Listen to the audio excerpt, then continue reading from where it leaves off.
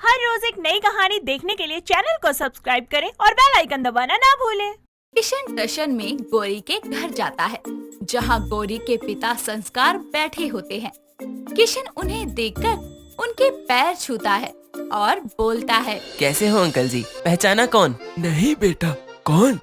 गौरी बेटा, जरा मेहमान जी के लिए चाय पानी का इंतजाम कर दो और मेरा चश्मा भी ले आना। संस्कार की बातें सुनते ही किशन टेबल पे पड़ा चश्मा उठाकर संस्कार के हाथों में देते हुए बोलता है, ये लीजिए आपका चश्मा और इसे पहनने के बाद मुझे पहचानिए। संस्कार चश्मा लगाते ही किशन का चेहरा देखकर चौंक जाता है।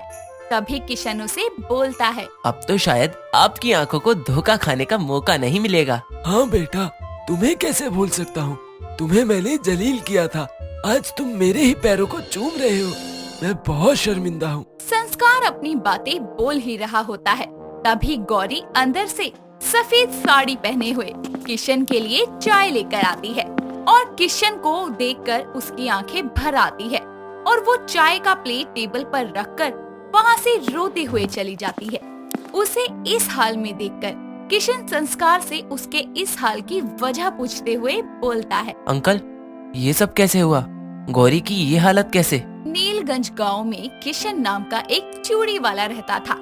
वो रोज सुबह अपना भारी सा चूड़ियों का गट्ठर लेकर जाता था और शाम को कुछ पैसे जमा करके लौटता था। लेकिन उसकी इस कमाई से घर की जरूरतों को पूरा कर पाना उसके लिए दिनों दिन मुश्किल होता जा रहा था। एक दिन उसकी माँ अंजू उसे ताने मारते हुए बोलती है, अरे तेरे चूड़ी बेचने से ना तो इस घर के लोगों का कुछ होने वाला है, ना ही इस घर का। तू कुछ और व्यापार ढूंढ ले शहर जाकर, नहीं तो हमें भूखे मरने की नौबत आ जाएगी। माँ, मैं अपनी पूरी कोशिश करता हूँ कि ज्यादा से ज्यादा चूड़ियाँ बेचकर ज्यादा से ज्यादा पैसे कमा लूँ, लेकिन ना जाने क्यों हर बार मेरी किस्मत धोखा दे देती है। इसलिए तो कह रही हूँ कि शहर जा और कोई दूसरा काम कर। माँ, मैं आप लोगों को छोड़कर कहीं नहीं जाऊँगा और अब तो बाबा भी नहीं रहे जो तुम लोगों का घर में ख्याल रख सके। उसकी चिंता तू मत कर, वो सब मैं संभाल लूंगी, लेकिन तेरे इस चूड़ी बेचने से हमारा घर नहीं चलने वाला। ठीक है माँ, मैं देखता हूँ। फिर एक शाम गांव का एक मुनीम किशन के घर आता है और वो उनसे बोलता है, अरे ओ किशन की अम्मा, सुनती हो जरा?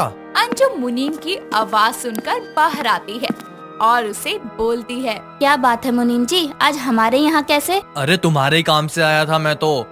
तुम ही तो बोल रही थी तुम्हें अपने बेटे को शहर भेजना है। हाँ हाँ, कहा था मैंने। कुछ पता चला उसका? हाँ पता तो चला, लेकिन उसे शहर जाके चूड़ियाँ ही पहनानी है। कोई बात नहीं, मैं आपके यहाँ शाम को आती हूँ। कैसे कैसे जाना है आप मुझे बता देना। अरे तुम काहे कष्ट करती हो, किशन को ही भेज देना। ठीक है मुनीम जी, जय राम जी की। इतना बोलकर मुनीम वहाँ से चला जाता है और शाम होने पर जब किशन चूड़ियाँ बेचकर वापस घर आता है तो अंजू उसे मुनीम की बात बताती है और वो तुरंत ही मुनीम के घर चला जाता है। मुनीम के यहाँ पहुँचकर मुनीम उससे बातें करते हुए उसे रेलवे स्टेशन ले जाता है। मुनीम उसे टिकट के लिए पैसे मांगता है और किशन अपनी जेब से पैसे निकालकर उसे दे देता है। मुनीम टिकट लेने के लिए टिकट घर में जाता है और टिकट खरीद कर वापस आता है। किशन उसे टिकट लेकर घर आ ही रहा होता है और अपनी माँ को दिखाता है।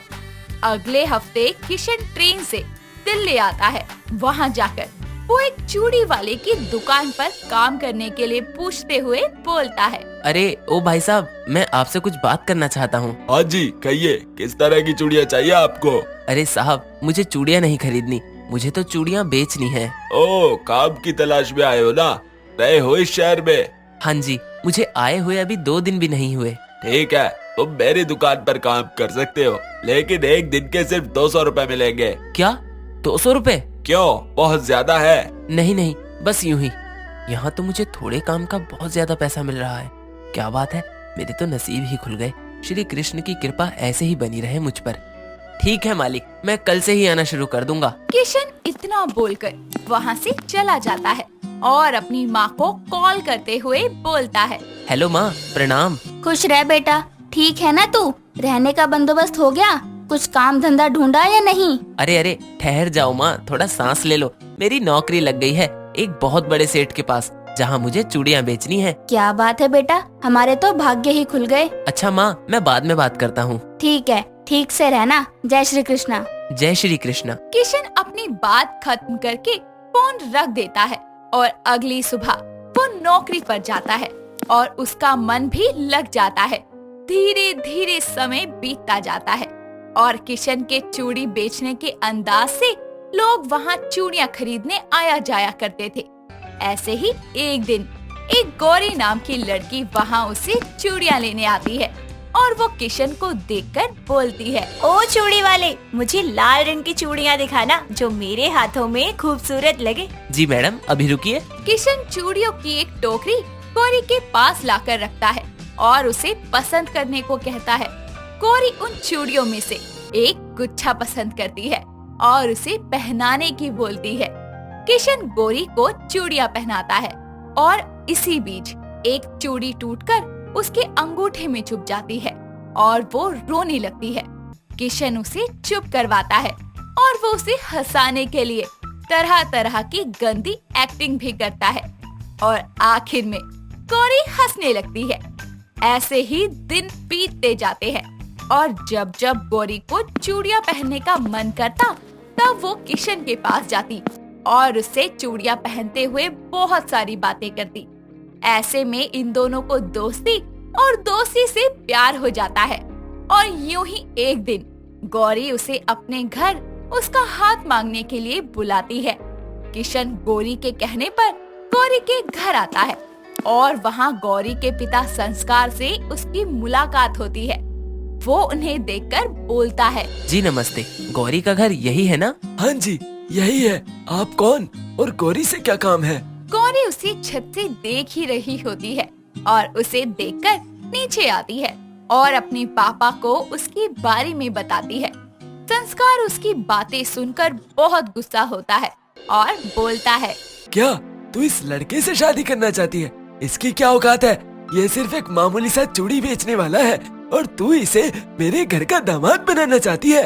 अंकल, हम दोनों एक दूसरे से बहुत प्यार करते हैं। मैं वादा करता हूँ मैं आपकी बेटी को बहुत खुश रखूंगा। किशन की ये बातें सुनकर संस्कार उसे अपने घर से धक्के मारकर बाहर कर देता है और किशन उसे धमकी देते हुए बोलता है, मैं वापस जरूर आऊंगा। गौरी, मेरा इंतजार करना। आपने आज मुझे जलील किया, लेकिन मैं हमेशा आपकी इज्जत करता रहूंगा। किशन वहाँ से चला जाता है और अपना खुद का चूड़ियों का बिजनेस करता है।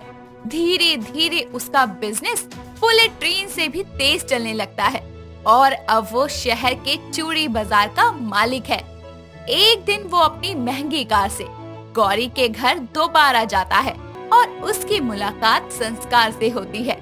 गौरी को विधवा के जोड़े में देखकर संस्कार से उसके बारे में पूछता है, जिस पर संस्कार उसे अपने अतीत की तस्वीर दिखाकर बोलता है, बेटा, तुम्हारे जाने के बाद मैंने उसकी शादी एक रईस लड़के से कर दी थी जो अब इस दुनिया में नहीं है और इसके ससुराल वालों ने इसे घर से निकाल दिया और अब ये यहाँ रह रही है। इतना जलील होने के बाद इसकी दोबारा शादी के लिए कोई हाँ भी नहीं बोल रहा। मैं क्या करूँ बेटा? अंकल, मैं अब आ गया हूँ। मैं अब सब कुछ संभाल लूंगा। मैं कल भी गौरी से प्यार करता था और अब भी करता हूँ। मैं करूँगा गौरी से शादी। किशन और गौरी शादी कर लेते हैं और वो खुशी खुशी अपनी जिंदगी को एक नया मोड़ देते हैं। काव्या एक बहुत ही ज्यादा अमीर घर की लड़की थी। वो अपने माता राधा और पिता गौरव के साथ एक बड़े से बंगलों में रहा करती थी। काव्या के पिता एक बहुत बड़े बिजनेसमैन थे और काव्या उनकी इकलौती संतान थी, जिसके कारण उसकी परवरिश बहुत ही ज्यादा लाड प्यार से हुई थी। लेकिन काव्या की हाइट छोटी होने की वजह से उसे काफी ज्यादा दिक्कतों का सामना करना पड़ता था। ऐसे ही जब काव्या पहले दिन अपने कॉलेज जाती है तो वहाँ पर उसे रिया नाम की एक लड़की मिलती है, जो उसे देखकर कहती है, अरे अरे, ये बच्चों का स्कूल नहीं है बेटा, जाओ घर जाकर मम्मी को बोलो कि स्कूल छोड़ के आए। ओ हेलो, मैं बच्ची नहीं हूँ बल्कि नई आई हूँ इस कॉलेज में, समझी? इतना कहकर काव्या वहाँ से घर आ जाती है। वो लोगों को मुंह तोड़ जवाब दे देती है, पर कभी कभी सोचकर उदास भी हो जाती है कि हर कोई उसका मजाक बनाता है।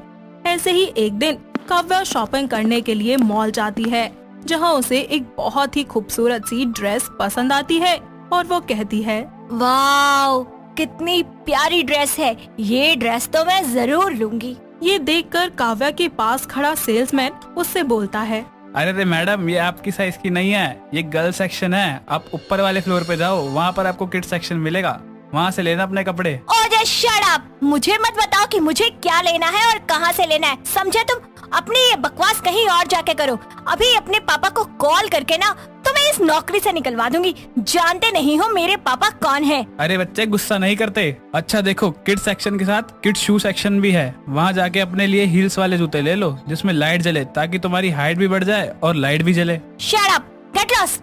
सेल्समैन द्वारा मजाक बनाने पर गुस्सा होकर काव्या वहाँ से घर लौट जाती है, जहाँ वो उदास होकर अपनी माँ से कहती है, माँ देखो ना, हर जगह मेरे बोने होने का कितना मजाक उड़ाते हैं। 4 लोगों में चले जाओ, बस उड़ गई खिल्ली मेरी तो। हालांकि मैं उनको जवाब तो दे देती हूँ, पर बुरा तो लगता है ना मुझे भी। फिर भी क्या काव्या, देख बेटा, इस दुनिया में कोई परफेक्ट नहीं होता। अपनी कमियों को एक्सेप्ट करके हमें जीवन में आगे बढ़ना चाहिए। और लोगों का क्या है, उनका तो काम ही है बोलना और दूसरों पर हंसना। राधा काव्या को समझा तो देती है, पर कहीं न कहीं वो भी अपनी बेटी की छोटी हाइट को लेकर काफी ज्यादा तनाव में रहती है, जिसके चलते वो अपने पति से एक दिन बोलती है, अजी सुनिए, आप देख ही रहे हैं काव्या अब बड़ी हो चुकी है। हाइट में ना सही पर उम्र में तो हो ही गई है। उसकी शादी की चिंता रहती है मुझे। पता नहीं कौन करेगा उससे शादी। हाँ, सोचता तो मैं भी हूँ कि कैसे होगा सब, लेकिन तुम चिंता मत करो। मुझे चाहे जो भी करना पड़े, कितना ही पैसा क्यों ना देना पड़े, लड़के की फैमिली को मैं माला माल कर दूंगा, लेकिन अपनी बेटी की शादी बढ़िया घर में करा कर ही रहूंगा। काव्या अपने माता पिता की बातें सुन लेती है और बहुत उदास हो जाती है। लोगों के ऐसे ही नेचर की वजह से वो सभी के साथ रूड बिहेव किया करती थी। इसी तरह गुस्से में एक दिन वो पास के ही रेस्टोरेंट में चली जाती है, जहां उसके पास खड़ा वेटर उसे आवाज दे रहा होता है, लेकिन वो उसे अनसुनी करके अपनी किसी टेंशन में खोई रहती है। तभी वेटर बोलता है, मैम अपना ऑर्डर दीजिए प्लीज। हेलो मैम, अरे अपना ऑर्डर दीजिए। हे भगवान, अब मेरी क्या गलती है? अगर मेरी हाइट इतनी छोटी है तो मैंने थोड़ी ना बनाया है खुद को। लगता है ये लड़की अपने घर से भाग कर आई है। चुप रहो, तुम्हें मैं बच्ची नजर आ रही हूँ? ये सब कुछ एक प्रेम नाम का लड़का देख रहा होता है, जो बगल की ही टेबल पर बैठा हुआ था। वो वहाँ से उठकर काव्या के पास खड़े वेटर से कहता है, सुनो, मैडम के लिए पहले पानी ले आओ, जाओ। काव्या ये सब देखते हुए बोलती है, अरे तुम कौन हो और मेरी तरफ से ऑर्डर क्यों दिया? अरे मैडम, पहले ये बताइए, क्या मैं यहाँ बैठ जाऊँ? ठीक है, बैठो। Thank you ma'am. अब सुनिए, मैं देख रहा था कि आप काफी देर से कुछ सोच रही हैं और वेटर सर पर खड़ा होकर बोले जा रहा था कि तभी आप उस पर चिल्ला दी, तो इसलिए सिर्फ इंसानियत के नाते सोचा कि पूछ लूं कि मैडम आखिर किस बात की चिंता है आपको। कहीं ये भी मेरा मजाक तो नहीं बनाएंगे?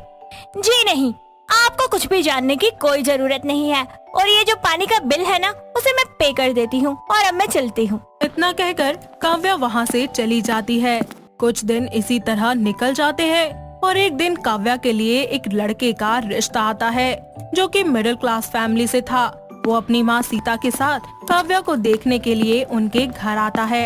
लड़के और उसकी माँ का स्वागत करते हुए राधा उनसे बोलती है, आइए आइए बहन जी, कोई दिक्कत तो नहीं हुई? अरे नहीं बहन जी, कैसी दिक्कत? भला इतना बड़ा बंगला ढूंढने में कैसी दिक्कत? जी बहुत अच्छी बात है, और ये घर, पैसा, बंगला जी सब हमारी बेटी का ही है। आखिर एक लौती बेटी है हमारी। तभी वहाँ पर काव्या आती है और जैसे ही वो लड़के को देखती है तो बोलती है, तुम तो वही हो ना, रेस्टोरेंट वाले? काव्या को देखने आया लड़का प्रेम वही लड़का होता है जो पहले उसे रेस्टोरेंट में मिला था। इसके बाद काव्या उस दिन की सारी बातें सबको बताती है। ये सब सुनकर प्रेम की माँ सीता उनसे कहती है, अरे वाह, ये तो और ही अच्छी बात है कि लड़का लड़की एक दूसरे को पहले से ही जानते हैं। अब तो रिश्ता पक्का ही समझो। नहीं माँ, ऐसे कैसे पक्का? और क्या पहले से जानते हैं? अरे मेरी तो इनसे कोई बात ही नहीं हुई, और इसकी हाइट देखी है, मैं इतना लंबा और ये नाटी। नहीं माँ, मैं ये शादी नहीं करूँगा। ओहो, मतलब है कि उस दिन मैंने तुम्हें सही जज किया था एकदम। तुम भी बाकियों की तरह ही हो। अरे हाँ हाँ, इंसानियत के नाते आया था, लेकिन इंसानियत के नाते अपनी जिंदगी थोड़ी बर्बाद करूंगा तुम जैसी बोनी से शादी करके। प्रेम के ऐसे बिहेवियर से रिश्ता जुड़ने से पहले ही टूट जाता है, पर सीता अपने लालच के कारण उनको शादी के लिए मना लेती है और दूसरी तरफ काव्या के माता पिता भी उसको मना लेते हैं। ऐसे ही कुछ दिनों के बाद उन दोनों की शादी करवा दी जाती है। एक दिन प्रेम अपने ऑफिस से आकर अपनी माँ से कहता है, माँ, उस बोनी को बोल दो कि कल मेरे ऑफिस में पार्टी है और बॉस ने बोला है कि सब अपनी वाइफ के साथ आएंगे, तो मैं आपसे हाथ जोड़ रहा हूँ, उस बोनी को बोल देना कि सही से तैयार हो जाए। अरे बेटा, अब बस भी कर, क्यों इतना चिढ़ा रहता है उस पे? अरे अब वो तेरी बीवी है, समझा? और मैं उसको बोल दूंगी। अगले दिन प्रेम काव्या के साथ अपने ऑफिस जाता है, जहाँ उन दोनों को देखकर लोग आपस में बातें कर रहे होते हैं। उनमें से प्रेम का एक ऑफिस का कलीग जय उससे बोलता है, अरे प्रेम भाई, तुमने तो कहा था कि अभी तुम्हारी शादी हुई है और इतनी जल्दी बच्चा भी हो गया। अरे चलो कोई नहीं, बीवी और बच्चा दोनों एक साथ ही मिल गए। अपना मजाक बनता देखकर प्रेम वहाँ से गुस्से में निकल जाता है, लेकिन ऑफिस के बाहर जाते ही अचानक एक गाड़ी से उसका एक्सीडेंट हो जाता है, जिसके बाद उसे तुरंत हॉस्पिटल ले जाया जाता है और ट्रीटमेंट हो जाने के बाद उसे बेड रेस्ट करने के लिए कह दिया जाता है।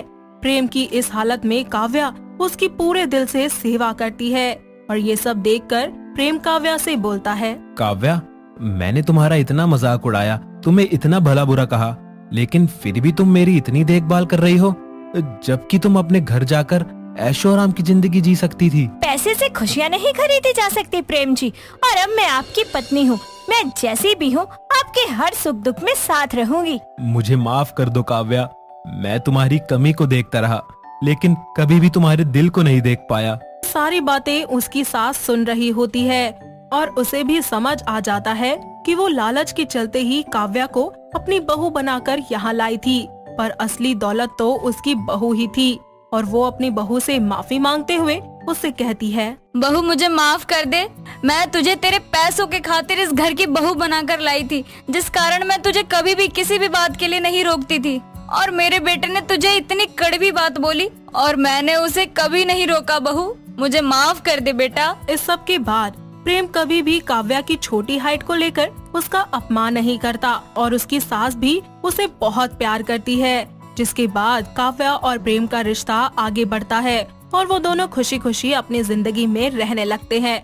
दोस्तों, अगर आपको ये कहानी पसंद आई तो इसे लाइक करें, शेयर करें और कमेंट करके बताएं कि कहानी में आपको सबसे अच्छा क्या लगा।